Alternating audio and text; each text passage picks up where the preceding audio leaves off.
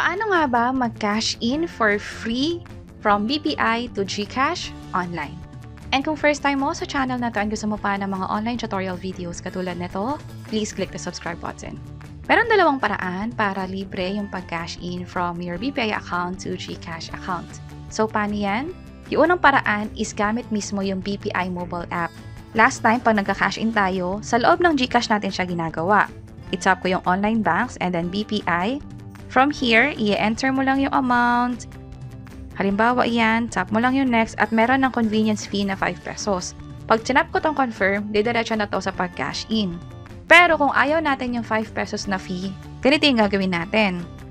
Tulad ng sabi ko, meron dalawang paraan. Ito muna yung una. Gamit yung BPI mobile app, bali nakapag-login na ako dito. Tap nyo lang yung pay, load, and then e-wallet. And then load from, piliin yung bank account na panggagalingan ng pera. Load to, GCash ang piliin, and then i-enter dito yung cellphone number. Kapag na-enter na, tap continue, and then i-enter yung amount. Gawin ko tong, let's say, 101. Oops, 300 pala ang minimum dito. Tap ko yung continue. At service charge is 0 pesos. Tap ko yung confirm. I-approve to gamit yung mobile key ninyo. So, kung meron kayong BPI online banking or access sa BPI mobile app, pwede nyo na itong gawin online. Load successful. Meron din tayong na-receive na text about this transaction. At dito nga sa balanse ko sa GCash, nag-update na siya. Kanina 173, ngayon naging 473. Sa transaction history, merong cash in na plus 300 pesos. So, libre. Basta ang gagamitin nyo lang is yung BPI na load e-wallet na feature nila. Ano naman yung pangalawang paraan? Gagamitin ko rin yung BPI mobile app pero may extra step pa kasi dyan. Dito sa GCash, meron silang tinatawag na GSave. Bali, pwede ka kasi mag-open ng bank account mo gamit yung GCash account mo through GSave na feature nila. Merong Uno Ready, GSave by CIMB, Maybank or EasySave Plus by Maybank nga, and then BPI which is MySaveUp yung tawag sa account na yon by BPI. Pag tinap ko yan, meron ako ditong account. May account number and then balance.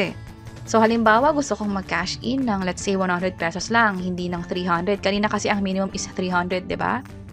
Dahil meron akong BPI account na inopen sa GCash, nag-appear din siya dito sa list of bank accounts ko, which is ito siya, yung GCash 30K. Ni-rename ko lang siya ng ganyang way para matandaan ko na 30K lang yung limit ng account na yan. So, hindi dapat lumagpas. At meron ako 109 dito, same sa balance ko dito. So, ang gagawin ko, mag-transfer ako from my account to another account. So, ang gagawin ko is transfer to own account, transfer from saan manggagaling yung pera, transfer to, piliin ko is yung GCash or yung MySaveUp account ko sa GCash. Ilagay ko rito is, wag ko na gawing 100 siguro, 99. And then tap ko yung continue, tap confirm. And transfer successful na. Dito, i-update ko lang. Ito na, naging 208 pesos na siya. Pag chinek ko yung transaction history, hindi pa nag-update dito yung completed or yung 99 pesos. Pero okay lang din. Later on, mag-update na rin yan. Pero ang mahalaga is pumasok na nga dito yung balance. Ang gagawin ko is i-withdraw ko yung pera dito, which is yung 99.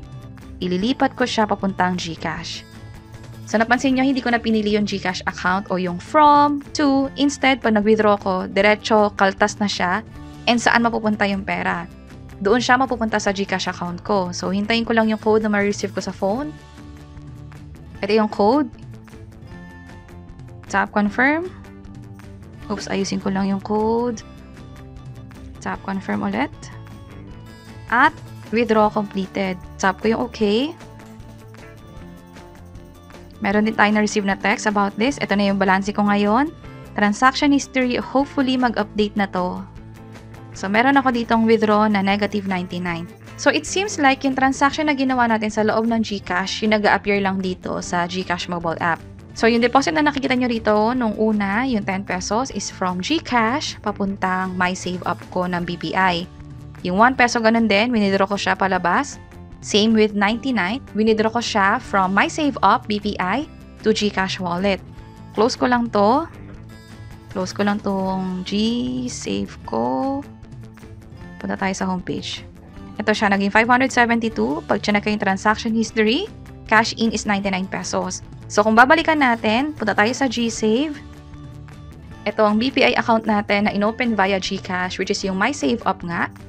Yung withdraw and deposit na nakikita nating button dito is either GCash to BPI, which is in deposit. Kapag na-withdraw is BPI to GCash lang. Walang option dito na i-transfer siya to other bank. Kung ganun ang gusto mo, instead, ang gagamitin mo is yung BPI mobile app na. At yung transaction history nga dito is yung transactions na nangyari sa loob or between GCash and MySaveUp ng BPI. At para sa iba't ibang mga tutorial videos, pwede nyo i-check itong mga nasa baba. Andito yung pag-open ng BPI inside GCash and also kung paano rin namin na-add yung bank account na yon, yung BPI, sa BPI mobile app mismo. Sana makatulong. See you sa next video!